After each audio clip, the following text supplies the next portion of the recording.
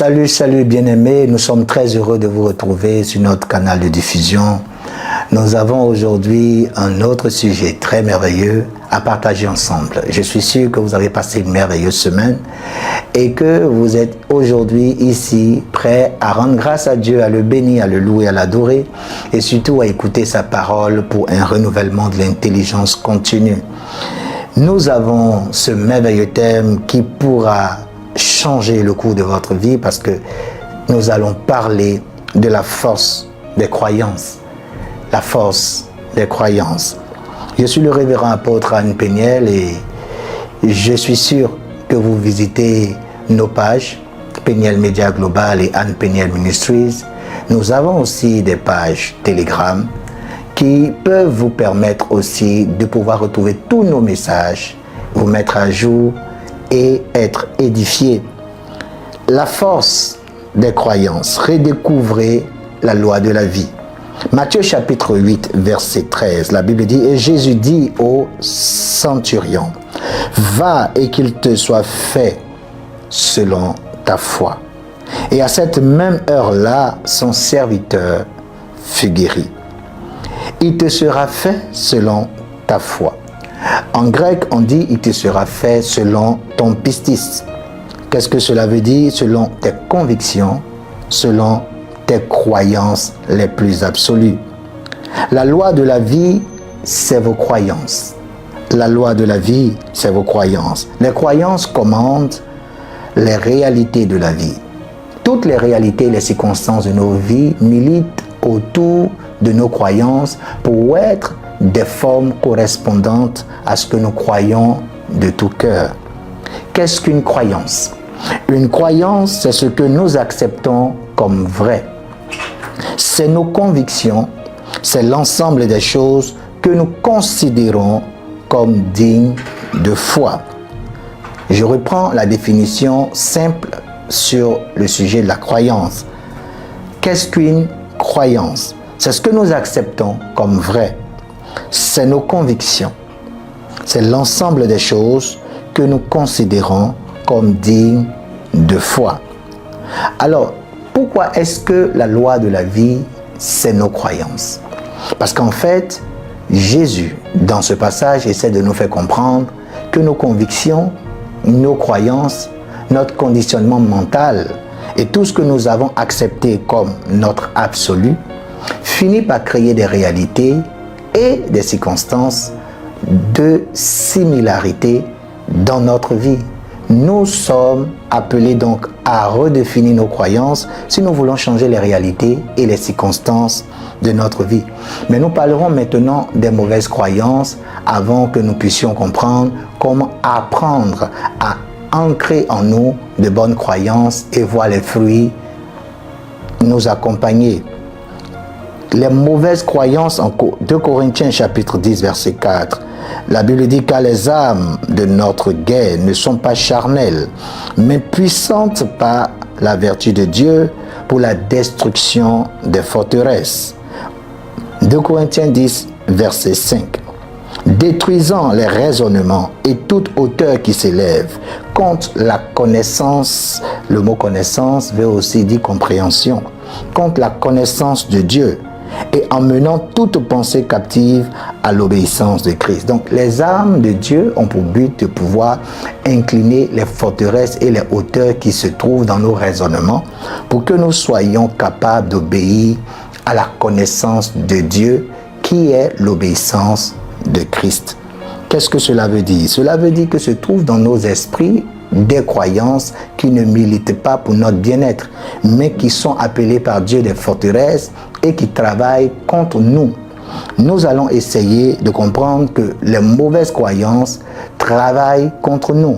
Voyez que les mauvaises croyances sont appelées dans ce passage des forteresses, des hauteurs qui s'opposent à la connaissance de Dieu. Ce sont comme des boucliers contre ce qui pourrait nous faire du bien. Lorsque quelqu'un essaie de nous enseigner la vérité ou de nous partager des vérités de Dieu qui pourraient nous aider à améliorer notre vie, nous semblons avoir déjà une base de données remplie de fausses croyances qui s'opposent à ce qui nous est communiqué. Les mauvaises croyances emprisonnent les gens dans les limitations. Vous pouvez aller à l'église, vous pouvez même durer à l'église, faire plusieurs années à l'église et avoir l'impression de ne pas voir votre vie changer. Vous pouvez même prier plusieurs jours, vous pouvez jeûner plusieurs mois et avoir l'impression de ne pas voir votre vie changer. Vous savez où se trouve le problème? C'est dans vos croyances. Il te sera fait dans la vie non selon tes prières, il te sera fait dans la vie non selon tes jeûnes, il te sera fait dans la vie selon tes croyances. Donc les croyances qui sont mauvaises et qui sont établies dans nos esprits emprisonnent les gens dans la limitation et les empêchent de vivre ce qu'ils voudraient véritablement vivre. Les croyances qui sont mauvaises appellent des circonstances similaires. Ça veut dire, quand même vous êtes appelé à de bonnes choses, quand vous avez de mauvaises croyances, les circonstances qui arrivent dans votre vie ou les réalités qui s'attachent à votre vie sont similaires à vos croyances. Donc les croyances définissent les formes des choses qui nous arrivent. Les croyances influencent les formes des choses qui nous arrivent. Vous pouvez appartenir à une très bonne église. Vous pouvez avoir reçu une très bonne éducation. Mais si vous avez ancré dans votre esprit de mauvaises croyances, vous aurez des circonstances et des réalités qui sont conformes à vos croyances. Voici pourquoi il y a des personnes qui ont des cauchemars sans arrêt, parce que ces personnes croient en certaines choses qui facilitent des cauchemars dans leur vie. Voici pourquoi il y a certaines personnes qui semblent être suivies par le mauvais œil, que nous appelons généralement la poisse. C'est des personnes qui peuvent être même dans un rang, mais lorsqu'on arrive à leur tour, on dit le guichet est fermé. Parce que c'est des personnes qui n'ont pas accepté d'avoir une meilleure vie. C'est des personnes qui pensent que la vie sera toujours difficile pour elles. C'est des personnes qui croient que la vie est un combat. C'est des personnes qui croient que la vie, c'est les hauts et les bas. C'est des personnes qui ne croient pas en la facilité pour obtenir les choses avec Dieu.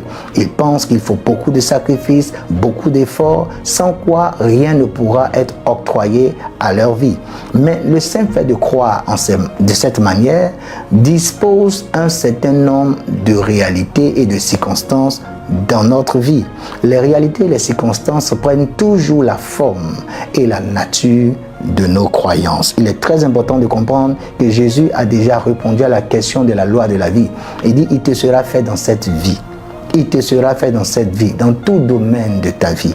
Il te sera fait dans cette vie selon tes croyances. Et cela est très important. Je termine avec les mauvaises croyances en disant que les mauvaises croyances empêchent de vivre la liberté glorieuse des enfants de Dieu.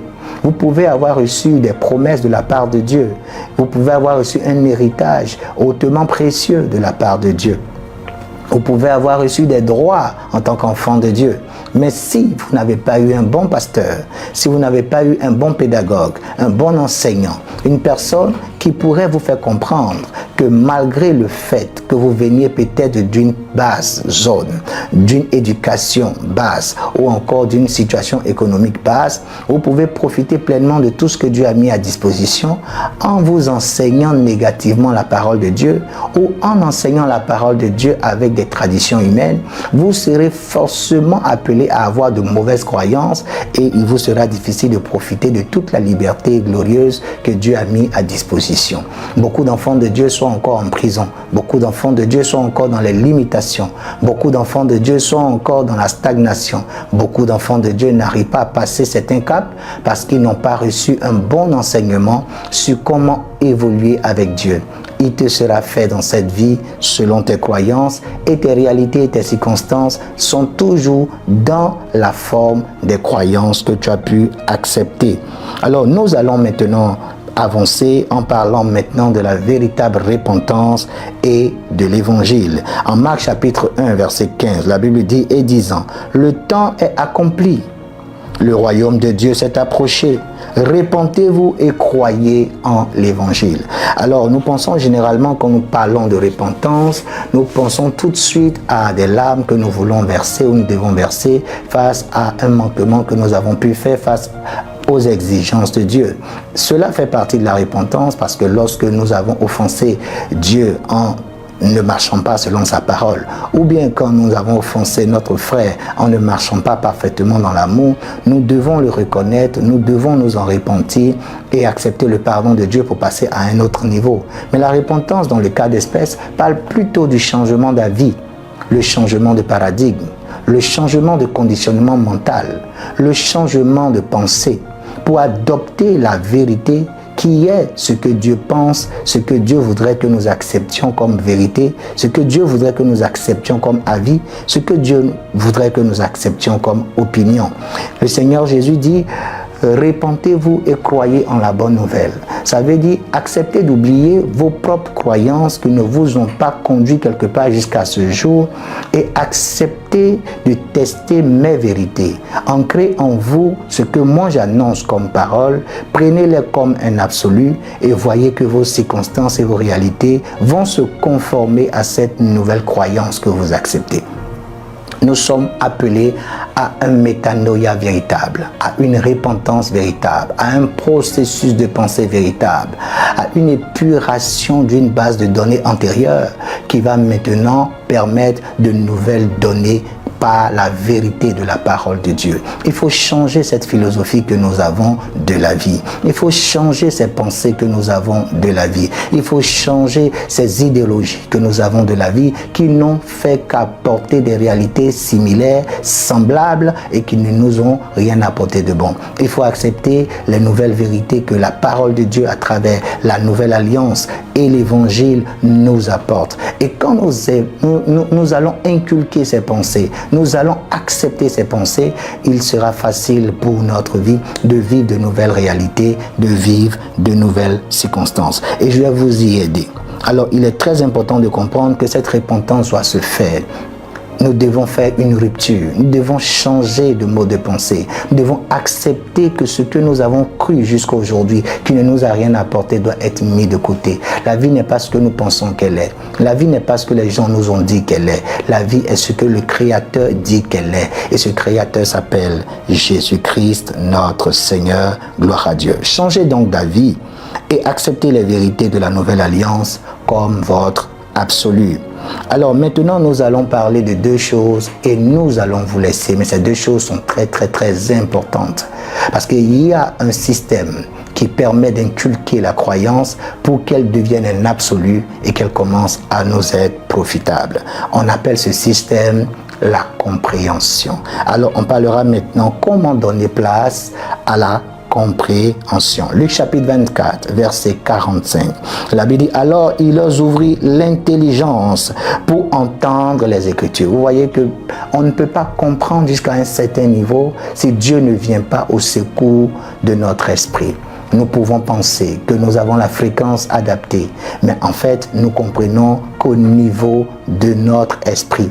Mais si Dieu décide d'élargir notre esprit, notre compréhension s'élargit et nous comprenons mieux ce qui nous est présenté. Alors, il ouvrit leur intelligence pour entendre les Écritures, gloire à Dieu. La compréhension est un esprit parmi les 7 esprits de Dieu. Nous comprenons bien que l'Esprit du Seigneur est sur moi, il m'a oint, et l'esprit de ceci, l'esprit de cela et l'esprit de connaissance. Quand la Bible parle de l'esprit de connaissance, c'est l'esprit de compréhension. Donc l'une des capacités du Saint-Esprit dans le corps d'un chrétien, c'est de lui permettre d'avoir une capacité de comprendre Dieu. Parce que Dieu, en fait, c'est un être spirituel qui parle dans un langage spirituel et nous ne pouvons pas oser comprendre Dieu avec notre propre intelligence. Il faut avoir le Saint-Esprit pour comprendre Dieu comme Dieu devrait être compris. Alors, qu'est-ce que la compréhension? C'est l'art de saisir intérieurement la lumière spirituelle sur une chose. L'art de saisir intérieurement la lumière spirituelle sur une chose pour commander les circonstances de la vie de manière profitable. Pour commander les circonstances de la vie de manière profitable. C'est entendre Dieu pour recevoir du ciel et dominer sur la terre. C'est entendre Dieu pour recevoir du ciel et dominer sur la terre. Alors, nous verrons encore que votre esprit doit chercher avant que la compréhension vienne. La Bible dit que votre esprit est la lampe du corps. Qu'est-ce que ça veut dire? Ça veut dire qu'en fait, Votre esprit est comme un moteur de recherche. Il a été créé pour découvrir ce que Dieu garde comme secret. La Bible dit que le roi Dieu, son rôle est de cacher les choses. Et le rôle du roi, l'homme, est de rechercher les choses que Dieu cache. Comment l'homme recherche les choses? C'est par l'aspiration, c'est par le désir de savoir. Alors, quand votre esprit commence à chercher les choses que Dieu a gardées comme secret, la Bible dit que Dieu viendra au secours de votre esprit avec la compréhension. Et Dieu le fera à travers plusieurs formes.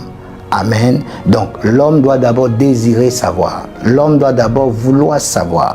L'homme doit d'abord avoir cette aspiration profonde de savoir. Dieu ne dérangera personne qui ne veut pas comprendre. Dieu ne dérangera personne qui ne veut pas voir. N'oubliez pas que nous parlons de compréhension parce que la compréhension va établir la croyance et la croyance va changer les réalités et les circonstances. Donc ne pas pratiquer l'art de la compréhension ne pourra pas permettre à ce que vous acceptez comme croyance de devenir un absolu. Alors vous direz, mais j'ai des croyances, mais pourquoi est-ce que mes réalités ne s'y conforment pas? C'est parce que vous n'avez pas suivi le processus de la compréhension qui permet à la croyance d'être ancrée dans votre esprit et qui lui permet de devenir un absolu, et c'est à ce niveau que cette croyance devient profitable. Alors, votre compréhension, on dit que Dieu ouvre l'esprit pour comprendre. Donc, la première manière de comprendre, c'est de demander à Dieu d'ouvrir votre esprit pour comprendre. Seigneur, ouvre mon esprit pour que je comprenne ta voix, pour que je comprenne ta parole, pour que je comprenne ce verset. Dieu vous donne la compréhension en exaucant votre prière quand vous lui demandez d'ouvrir votre esprit afin que vous obteniez la compréhension. Comment vous obtenez encore la compréhension? Dieu vous donne l'esprit de compréhension pour comprendre. Alors, vous activez un des 7 esprits de Dieu et vous pouvez parvenir à la compréhension. Cela demande de l'initiation et de l'enseignement. Mais nous avons déjà le Saint-Esprit qui nous donne la capacité de connaissance et donc de compréhension. Alors un homme qui est en communion avec le Saint-Esprit, il sera facile pour cette personne de recevoir l'onction pour comprendre toutes choses. Alors il y a une autre manière d'obtenir la compréhension. Dieu vous donne la Sainte Seine pour comprendre. La Bible, lorsqu'ils ont brisé le pain, leurs yeux s'ouvrirent et ils comprirent que c'était le Seigneur. La pratique régulière de la Sainte Seine nous permet de savoir et de comprendre facilement les choses de Dieu. Dans des églises où la Sainte Seine est faite une fois par an, je le plains. Je les plains parce que je me dis que si c'est un moyen par lequel on peut comprendre facilement les choses de Dieu, alors ils privent leurs fidèles de cette capacité merveilleuse et donc de pouvoir intégrer des croyances qui pourraient changer les réalités et les circonstances de la vie des fidèles. Il faut pratiquer la Sainte Seine régulièrement. Jésus a dit, faites cela en mémoire de moi. Il faut le faire tout le temps, il faut le faire autant que possible. Alléluia. Alors enfin, Dieu illumine les yeux de votre cœur pour comprendre. Comme le dit le livre d'Éphésiens, que les yeux de votre cœur soient illuminés afin que vous compreniez avec tous les saints. Donc la compréhension vient quand le Seigneur nous donne des illuminations. Il s'agit donc des lumières qui nous viennent dans l'esprit de manière surnaturelle face à une aspiration, à un désir de savoir quelque chose dans un domaine particulier. Et je suis sûr que le Seigneur, le Dieu Tout-Puissant, vous donnera la compréhension pour que vous soyez capable d'intégrer des vérités bibliques et que ces vérités deviennent des croyances, des absolus qui vous seront profitables. Enfin, je vais vous aider à obtenir un yada. Alors, chez les Grecs, la connaissance a plusieurs définitions. Ce sont les définitions de dimension. On prendra Actes chapitre 27, verset 25, où la Bible dit, c'est pourquoi, ô hommes, ayez bon courage, car je crois Dieu. Il n'a pas dit je crois en Dieu, il dit je crois Dieu. Donc il croit une parole de Dieu. Et je sais que la chose arrivera comme il m'a été dit. L'apôtre Paul est en train de dire qu'il y a une chose qui est faite. Dieu parle. Et une autre chose qui est faite, je crois qu'il me sera fait comme il m'a été dit. C'est donc notre réaction face à la parole de Dieu. Est-ce que nous allons pouvoir intégrer cette parole comme un yada? ou est-ce que nous allons prendre juste cette parole comme une simple information qui nous a été donnée? Notre réaction face à la parole, nous allons essayer de mieux comprendre à travers le système grec pour parler de connaissance. Chez le grec, le premier niveau de connaissance, c'est le gnosis. Le gnosis qui veut dire science ou qui veut dire connaissance de fait. Alors, nous avons pour toute forme de connaissance, d'abord, une connaissance de fait ou de façade. C'est connaître de manière superflue ou connaître de manière générale une chose qui nous est présentée. Par exemple, je peux prendre la Bible et dire que j'ai la parole de Dieu. Mais en fait, j'ai juste une Bible. Est-ce que vous comprenez? Avoir la parole de Dieu, ça demande à ce que j'aille plus profondément dans la connaissance de ce que cette Bible contient. Mais le simple fait d'avoir une Bible et de dire à mon ami, j'ai la parole de Dieu entre les mains, c'est tout aussi vrai. Mais chez le grec, il s'agit d'une connaissance de fait, une connaissance de façade, une connaissance générale qui n'implique pas les détails à l'intérieur de cette connaissance. Donc ici, nous dirons que nous avons un gnosis. Un gnosis. Au niveau de la connaissance ou de la compréhension, quand la parole de Dieu qui est prêchée reste juste un gnosis, c'est-à-dire une information du dimanche. On nous a dit ceci, on nous a dit cela, nous ne sommes pas encore parvenus à une capacité de croyance qui pourrait changer les évidences de notre vie. Il faut que ce gnosis que nous avons reçu puisse aller jusqu'à la fin du processus de connaissance selon la méthode grecque. Dans le processus de connaissance, nous avons le deuxième niveau qui est appelé le dia-ginosko ou le oida. Alors, qu'est-ce que le dia-ginosko ou le oida? Alors, il s'agit d'une connaissance analytique. C'est de ce mot que provient le mot diagnostic. Donc, une connaissance scientifique qui demande une observation, qui demande des expériences pour pouvoir en tirer des conclusions. Donc, le dia-ginosko, c'est une connaissance analytique, c'est une recherche, c'est le produit d'une recherche. Donc, j'avais pris l'exemple, par exemple, de la Bible, où je disais, j'ai la Bible en main, donc j'ai la parole de Dieu. Mais en fait, ça ne veut pas dire que je connais la Bible de A à Z. Mais effectivement, j'ai la parole de Dieu entre les mains. Cette connaissance gnosis, qui est une connaissance de fait, va me permettre maintenant d'ouvrir la Bible. Et j'ouvre la Bible et je lis chaque verset et je tire des conclusions. Donc, je fais des analyses. Et donc, cette connaissance analytique m'emmène à faire un diagnostic pour pouvoir tirer une conclusion. On parle aussi de connaissance scientifique. Donc, celui qui a entendu le message et qui va maintenant associer le message à une étude est dans une connaissance analytique, mais n'est pas encore parvenu à la connaissance parfaite que la Bible appelle une croyance. Et voilà pourquoi beaucoup d'enfants de Dieu semblent ne pas voir leur vie transformée parce qu'ils ne vont pas en profondeur avec la parole. Tel un arbre qui est arrêté et qui n'a pas poussé de racines, vous ne pouvez pas tout de suite avoir des fruits de cet arbre si cet arbre n'a pas de racines. Alors, quand nous finissons de commencer maintenant une étude ou bien de pratiquer la connaissance analytique qu'on appelle le dia-ginosko, nous devons maintenant aspirer à ce qu'on appelle l'épignosis. L'épignosis que l'hébreu appelle le yada, c'est-à-dire la connaissance exacte, la connaissance complète. Qu'est-ce que la connaissance exacte et la connaissance complète? C'est de savoir de manière précise et définitive ce que Dieu pense d'un concept particulier. Par exemple, prenons le concept de la pauvreté. Quelle est l'idée de Dieu sur la question?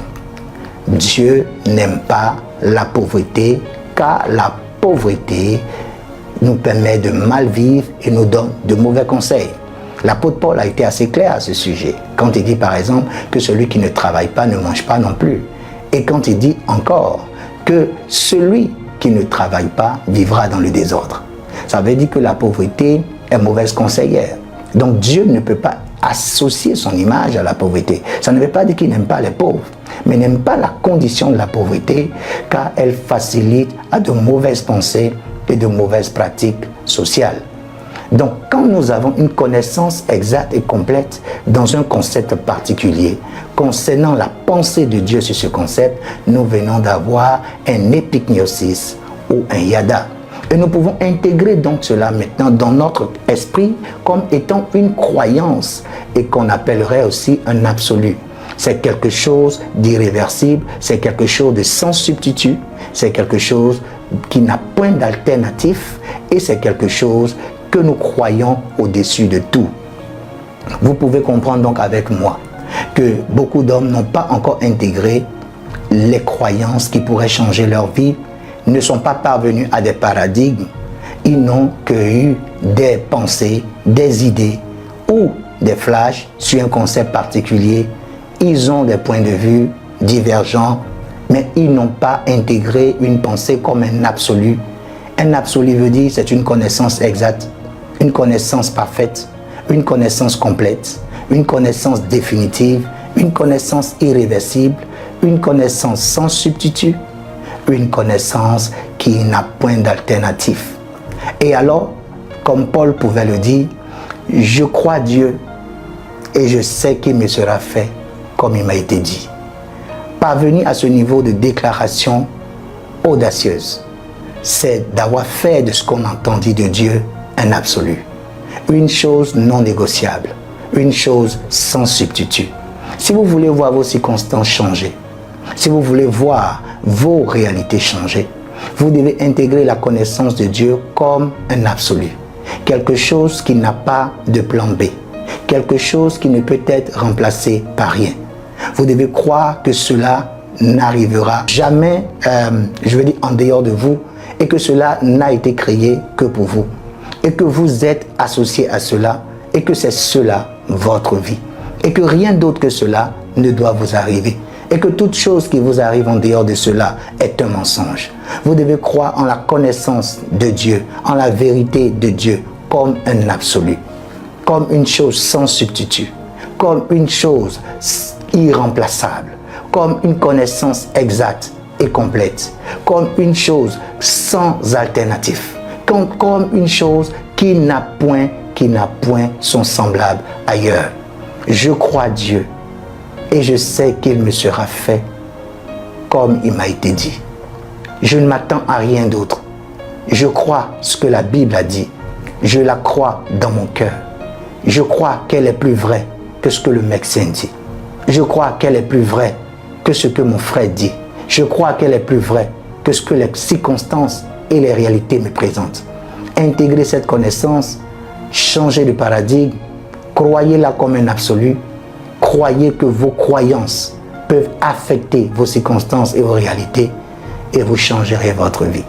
Donc nous sommes appelés à ce combat d'intégration des vérités de Dieu et d'élimination de nos propres pensées pour changer nos vies, pour changer nos circonstances et nos réalités. J'espère avoir été pour vous une bénédiction et je crois que la force des croyances change n'importe quelle vie, car c'est la loi de la vie. Il te sera fait selon ton pistis. Shalom. Si vous avez été touché par ce message et que vous désirez donner votre vie au Seigneur Jésus, faites cette prière avec moi. Père Céleste, je viens à toi au nom de Jésus. Ta parole dit en Acte 2, verset 21. Quiconque invoquera le nom du Seigneur sera sauvé. J'invoque ton nom, Jésus, mon Seigneur. Car je suis un pécheur dans mon être tout entier. Je confesse que Jésus-Christ est le Fils de Dieu, mort pour mes péchés et ressuscité pour me justifier. Je crois qu'il est le Seigneur et je le crois dans mon cœur. Je suis maintenant né de nouveau. Je suis un chrétien, un enfant du Dieu Tout-Puissant. Je suis entièrement pardonné et je suis sauvé. Selon Luc 11, verset 13, il est écrit « Si donc méchants comme vous l'êtes, vous savez donner de bonnes choses à vos enfants, à combien plus forte raison le Père Céleste donnera-t-il le Saint-Esprit à ceux qui le lui demandent. Père, je te demande aussi de me remplir du Saint-Esprit au nom de Jésus. Saint-Esprit, révèle-toi en moi alors que je loue Dieu. Je m'attends de tout mon cœur à parler en d'autres langues selon que tu me donnes de m'exprimer. Au nom de Jésus. Amen.